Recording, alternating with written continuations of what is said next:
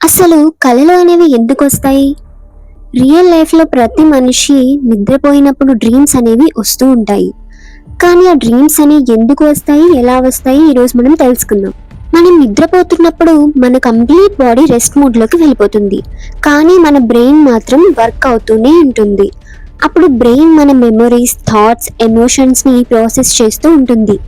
అవే మనకి night time dreams లాగా కనిపిస్తుంటాయి. ఎవరికైనా అన్‌ఫుల్‌ఫిల్డ్ విషెస్ ఉంటే అవి మనకి రియల్ లైఫ్‌లో జరగని విషయాలు, అలాంటివి మనకి డ్రీమ్స్‌లో జరిగినట్టు కనిపిస్తూ ఉంటాయి. మెమోరీస్ మిక్స్ అవ్వడం కూడా రోజు జరిగిన incidents, childhood memories, future fears అన్నీ కలిసి కన్‌ఫ్యూజన్ స్టోరీస్‌లా మన డ్రీమ్స్‌లోకి వస్తుంటాయి.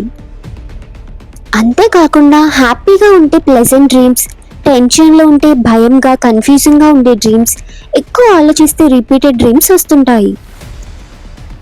సో, కళలు అంటే ఏదో దేవుడు పంపించిన సైన్స్ మాత్రం కాదు. ఫ్యూచర్ చెప్పే సిగ్నల్స్ అయితే అస్సలు కాదు. అవి మన బ్రెయిన్ క్రియేట్ చేసే ఇంటర్నల్ విజువల్స్ మాత్రమే.